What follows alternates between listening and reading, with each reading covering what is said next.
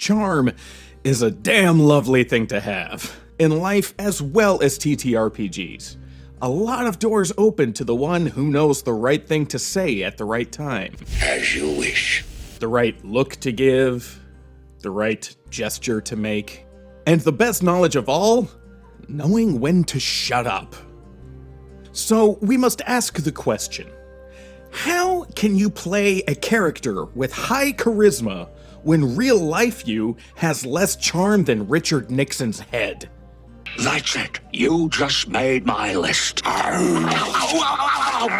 it now, boy. Bad president. What happens when you want your character to charm their way into or out of something, and instead of just making the roll, your GM decides to be cruel and says to you, "Go on, convince me." Well, full disclosure, I am that GM. And in this video, I'm gonna tell you why I do that and how to succeed at it, even if you have no charm of your own. The whole maneuver takes 2 steps, and they work for both high and low charisma characters. The first step is to assess your character. What kind of charm do they have? Do they have the fast-talking charm of the mischief maker? The closer we are to danger, the further we are from harm. The streetwise charm of the cool guy? What is your nationality? I'm a drunkard. The devastating charm of the very blunt? Another golden rose, how original. Or perhaps your character is so attractive, they don't need to say a whole hell of a lot of anything.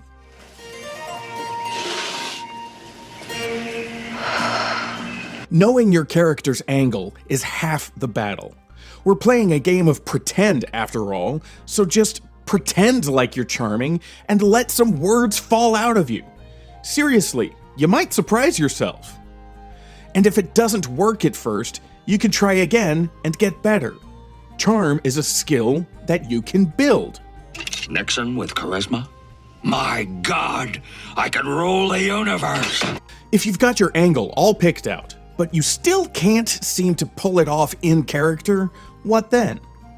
Well, my friends, that is where step 2 comes in. When your character is attempting to be charming, don't speak aloud what your character says.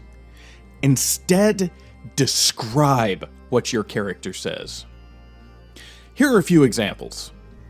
All right, I make my approach. How's my costume looking? Not great. The clothes are good, but the fit is all wrong. Well, I'm going anyway. I make the approach and I appeal to his vanity. Your teeth are so shiny and white, the crown you wear is not at all too big for your head. It works. He eats your flattery up with a spoon. His minion, on the other hand, he's not buying it. He gets in your face a little bit, and in very courtly language, lets you know that you are not welcome here. In equally courtly language, I tell him to shut his face. Here's another example. You know the leader of the underground movement in Paris, in Prague, in Brussels, in Amsterdam. I tell him I've got people in his capital too. Yes, even in Berlin. If you will furnish me with their names and their exact whereabouts, you will have your visa in the morning. I very calmly, very politely tell him to go f*** himself. Oh, Laszlo, you have a reputation for eloquence which I can now understand. Here's another example. I mentioned that we're in a terrible hurry. Don't rush me, Sonny. You rush a miracle, man, you get rotten miracles. You got money? 65. Sheesh. I never worked for so little, except once, and that was a very noble cause. I tell him this is a noble cause. He feeds orphans and he takes care of a one-legged dog, and in his spare time, he tries to cure cancer. You roll a 6. You a rotten liar. I lean in close, tell him the real reason we're there, and beg him to help us. That's a 4. Your first story was better. Here's one more example. All right, listen, I didn't want to have to do this, but you leave me no choice. Here comes the smolder. And that's a natural 1. This is kind of an off day for me. This doesn't normally happen. Now, what if charisma is just not your strong suit? What if you're the big dumb fighter who doesn't really talk? There will still be reasons to make a Riz roll, and there will still be reasons your otherwise uncharming character could succeed. deeply laconic and taciturn people can often be found charming completely in spite of themselves. Good tea. Nice house. And even the chronically honest can still make a good enough bluff check when they have to. Who are you? Me? I'm the window cleaner. Window cleaner? Christ, you've got to be joking! Who are you? I'm the dry cleaner. What it comes down to is making your exact intentions clear to the game master as well as the rest of the table. Be able to describe what the player character is feeling right now. What are they thinking? What do they actually want from this situation? With this information out in the open on the table, it's real easy for a game master to meet you halfway and make that roll. So, Angry Coffee Cup, I hear you ask. Why do dirtbag dungeon masters do this in the first place? Isn't it kind of a jerk move? DMs don't usually ask to see players swing a sword at the table when the fighter makes an attack. Why should players have to demonstrate the charisma that the character has, but that they don't?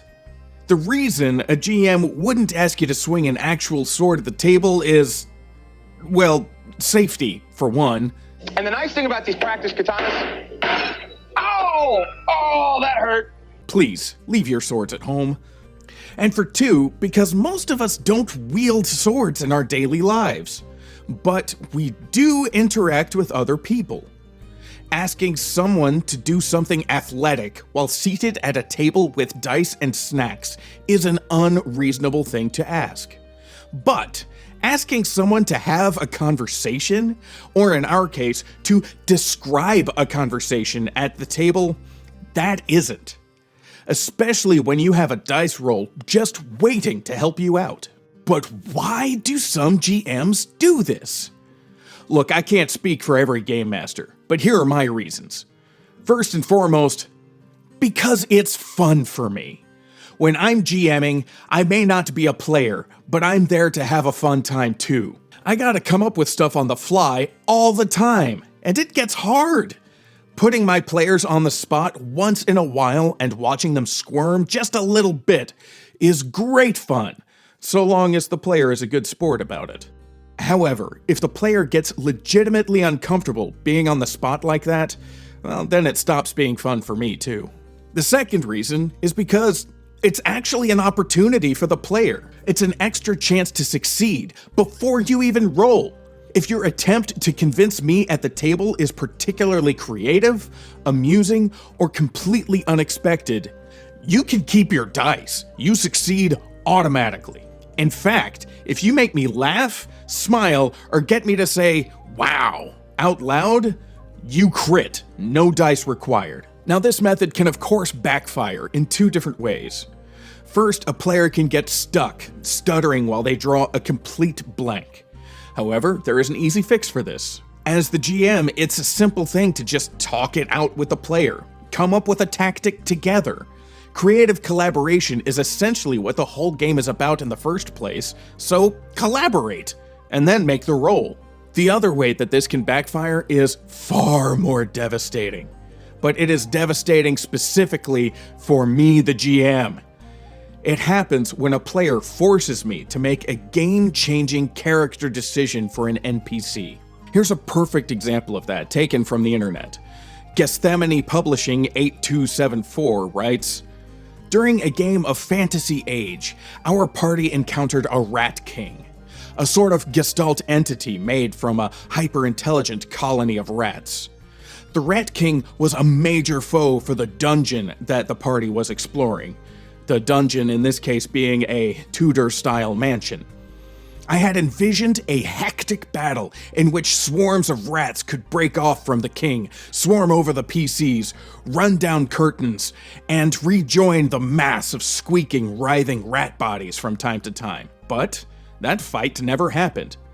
As the Rat King demanded who dared intrude upon its kingdoms, the party dropped to their knees and hailed the creature as a true king. They claimed to be envoys of the neighboring human lords. One of the party members was a high-ranking knight, so it wasn't entirely a lie. What's more, the orc character, who had taken up painting as a hobby, promised to honor its majesty with a portrait, quote, as great as any painted in the human kings of neighboring lands. She was famed for her works exploring violent death and painted in a hyper-realistic school of art. So, instead of trying to devour these intruders, the Rat King became flattered and made them its most honored guests. And now he is a recurring friendly NPC. Perfect example of the party using their charm to zig when the game master thinks that they're going to zag and change the entire course of the game, forcing the game master to sweat and figure out how they are going to roll with this particular punch. Turning a potential enemy into a friend is a great way to do it, and it also demonstrates the collaborative power of these games. The game master planned on having a terrible enemy, and instead created a really cool friend. And that kind of unexpected turnabout is part of what these games are for. The artwork for today's video was a lot of fun. I really enjoyed these head shapes. I took a special amount of delight in all of the shapes that make up this bartender, tavern keep, innkeep character. The handlebar mustache, the sloped shoulders, so much fun. The smooth-talking character on our side of the bar, whose attempts at charm may or may not be working, was also a lot of fun, but also very much more challenging. His face and facial expression just spilled out of my pencil, not quite effortlessly, but definitely in a way that was fun and fluid. Now, if you've got a story about a particularly funny or unexpected way that one of your players charmed their way to success, please drop it in the comments. I'll edit together my favorites and share them later on. As for today's image, if anyone here can think of exactly what our charming character is saying to this poor, bored barkeep, then please drop that in the comments as well. I'll pick my favorite or favorites and I'll send you some stickers. Some nice, fun stickers for having fun ideas. If you like the original art from this one, it'll be for sale on my website at coffeeandrage.biz. In the meantime, thanks so much for watching, thank you for listening, and may your dice roll high and try not to die.